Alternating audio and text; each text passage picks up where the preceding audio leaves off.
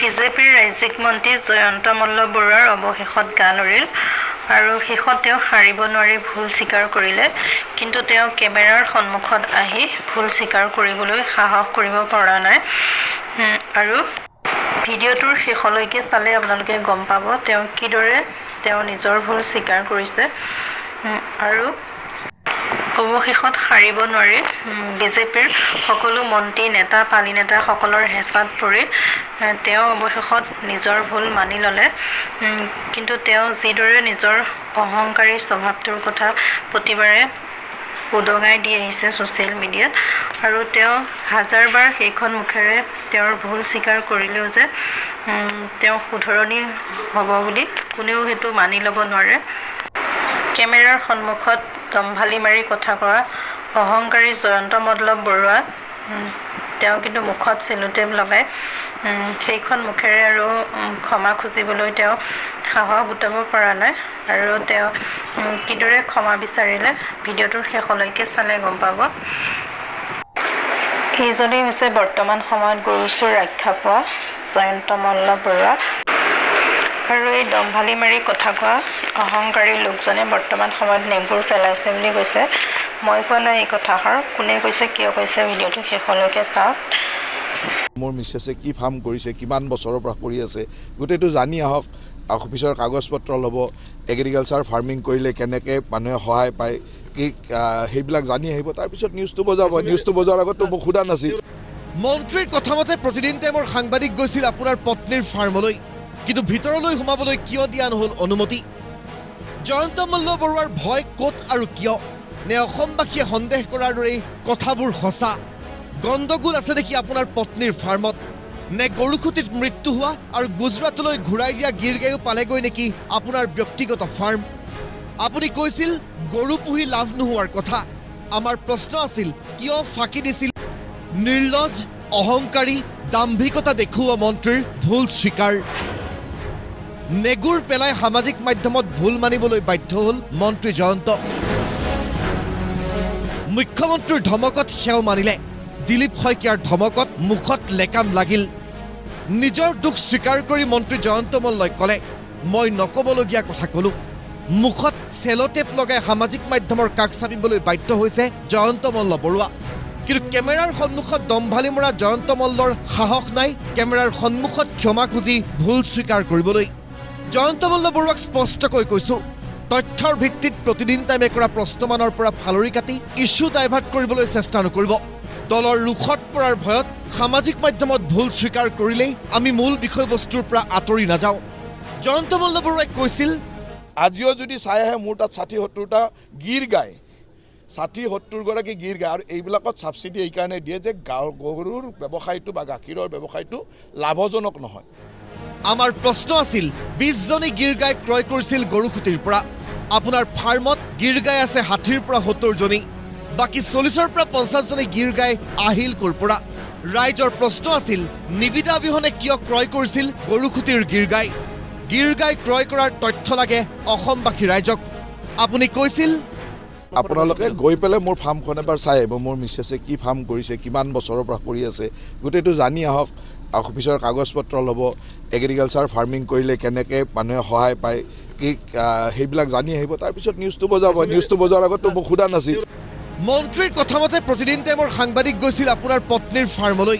কিন্তু ভিতৰলৈ সোমাবলৈ কিয় দিয়া নহ'ল অনুমতি জয়ন্ত মল্ল বৰুৱাৰ ভয় ক'ত আৰু কিয় নে অসমবাসীয়ে সন্দেহ কৰাৰ দৰে কথাবোৰ সঁচা গণ্ডগোল আছে নেকি আপোনাৰ পত্নীৰ ফাৰ্মত নে গৰুখুটিত মৃত্যু হোৱা আৰু গুজৰাটলৈ ঘূৰাই দিয়া গিৰ গায়ো পালেগৈ নেকি আপোনাৰ ব্যক্তিগত ফাৰ্ম আপুনি কৈছিল গৰু পুহি লাভ নোহোৱাৰ কথা আমাৰ প্ৰশ্ন আছিল কিয় ফাঁকি দিছিল এগৰাকী মন্ত্ৰী হৈ আপুনি কৈছিল প্ৰতিদিন টাইমৰ অধ্যক্ষ জয়ন্ত বৰুৱাই গুৱাহাটীত নিৰ্মাণ কৰা অবৈধ অট্টালিকাৰ হাজাৰটা তথ্য আছে আপোনাৰ GMDৰ হাতত তথ্য বিচাৰি আমি ধাৰাবাহিকভাৱে গ'লো GMDৰ কাৰ্যালয়লৈ তথ্য বিচাৰিলোঁ আপোনাকো কিয় দিবলৈ সৎসাহস নহ'ল বিভ্ৰান্তিৰে ভৰা কথাৰে সংবাদমেলত ডিঙিৰ শিৰ ফুলাই কথা ক'লেই সকলো সত্য নহয় ৰাইজে বিচাৰিছিল এইখিনি প্ৰশ্নৰ উত্তৰ কিন্তু আপুনি সাহস গোটাব নোৱাৰিলে বিপৰীতে সংবাদমেলত প্ৰতিদিন টাইমক তুচ্ছ তাচ্ছিল্য কৰি পলায়ন কৰিলে পুনৰ কৈছোঁ 40-50 বাৰ নহয় ৰাইজৰ স্বাৰ্থত থাকি প্ৰতিদিন টাইমে প্ৰয়োজন হ'লে হাজাৰবাৰ প্ৰশ্ন কৰিব মন্ত্ৰী জয়ন্ত মল্ল বৰুৱাক ৰাজ্যৰ বৃহৎ গিৰগাই কেলেংকাৰী গৰু চুৰৰ প্ৰসংগই কঁপনি তুলিছে বিজেপিৰ বৰঘৰত গৌৰৱ গগৈয়ে প্ৰধানমন্ত্ৰীলৈ লিখা পত্ৰই কঁপনি তুলিছে কেন্দ্ৰীয় বিজেপিত জয়ন্ত মল্ল বৰুৱাৰ বাবে বিজেপিত জোকাৰণিৰ সৃষ্টি হোৱা এয়াই প্ৰথম নহয় জয়ন্ত মল্ল বৰুৱা সেইজন যিজনে ৰাজেন গুহাইৰ দৰে জ্যেষ্ঠ বিজেপি নেতাক সন্ন্যাস লোৱাৰ কথা কৈছিল এবিভিপিক কটু মন্তব্য কৰি তীব্ৰ সমালোচনাৰ সন্মুখীন হৈছিল ক্ষমতাৰ ৰাগিত এইগৰাকী মন্ত্ৰী ইমানেই বলিয়ান হৈছিল যে মুম্বাইৰ এক চৰকাৰী অনুষ্ঠানত মন্ত্ৰীৰ হৈ ভাগ ল'বলৈ সুবিধা দিছিল পত্নী জুলি ডেকা বৰুৱাক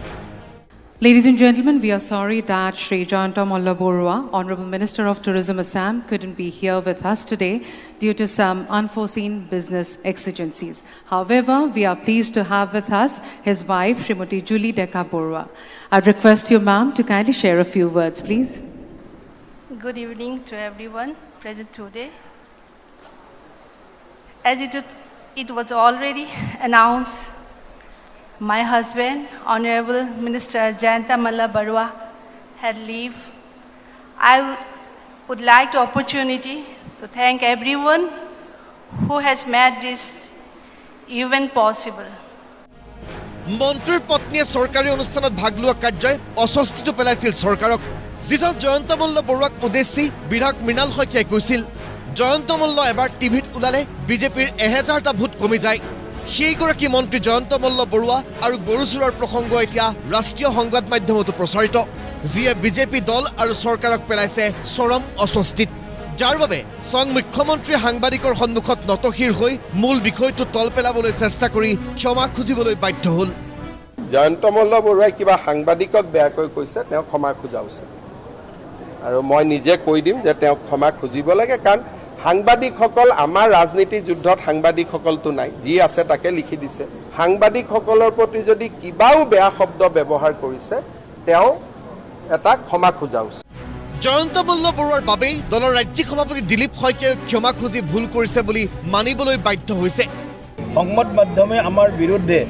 কিবা যদি বাতৰিও কৰে তাকো হজম কৰাৰ শক্তি প্ৰতিজন জনপ্ৰতিনিধি থাকিব লাগিব জয়ন্ত মল্ল বৰুৱা ডাঙৰীয়াক অনুৰোধ কৰিম যে সংবাদ মাধ্যমক যেতিয়া সম্বোধন কৰিব আৱেগিক নহ'ব ব্যৱহাৰিক হৈ সংবাদ মাধ্যমক সম্বোধন কৰিব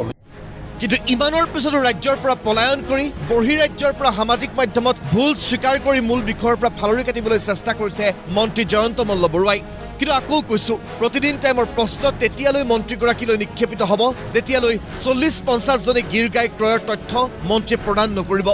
দম্ভ আৰু অহংকাৰৰ দ্বাৰা ইছ্যু ডাইভাৰ্ট কৰিবলৈ সামাজিক মাধ্যমত দিয়া বিশেষ পোষ্টৰ কমেণ্টবোৰো এবাৰ পঢ়ি চালেই আপুনি বুজিব প্ৰকৃততে আজিৰ তাৰিখত আপোনাৰ স্থান আৰু মানৰ গভীৰতা কিমান নিম্নগামী হৈছে ব্যুৰো ৰিপৰ্ট প্ৰতিদিন টাইম